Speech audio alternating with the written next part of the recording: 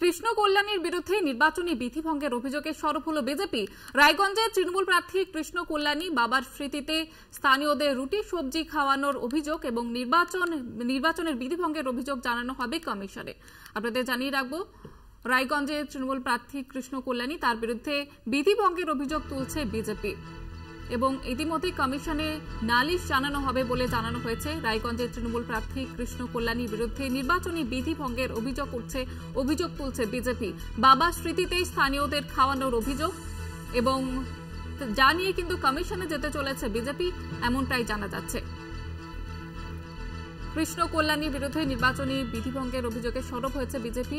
রায়গঞ্জের তৃণমূল প্রার্থী কৃষ্ণ কল্যাণী তার বাবা স্মৃতিতে স্থানীয়দের খাওয়ানো হয় এমনটাই জানা যাচ্ছে এবং সেই কারণেই কিন্তু বিজেপির তরফ থেকে যেমনটা অভিযোগ তোলা হচ্ছে নির্বাচনী বিধি ভেঙেছেন তিনি।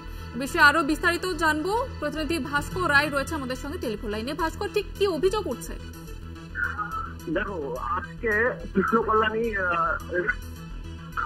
তৃণমূল প্রার্থী যে রয়েছে কৃষ্ণ কল্যাণী, সে করোনার সময় থেকে অন্নপূর্ণা ভান্ডার বলে একটি খাবারের সংস্থা গাড়ি ওপেনিং করেছিল। সেটা আজকে 3 নম্বর ওয়ার্ডে কালিয়াগঞ্জ মসুয়ারপাড়া এলাকায় যখনই দেখা যায় তখনই সেই জিনিসটা বিজেপির অভিযোগ যে ভোটের সময় কেন এটা, সেই নিয়ে বিজেপি নির্বাচন কমিশনের কাছে অভিযোগ জানানোর চেষ্টা করছে তারা। একেবারে ধন্যবাদ জানাবো তোমাকে ভাস্কর।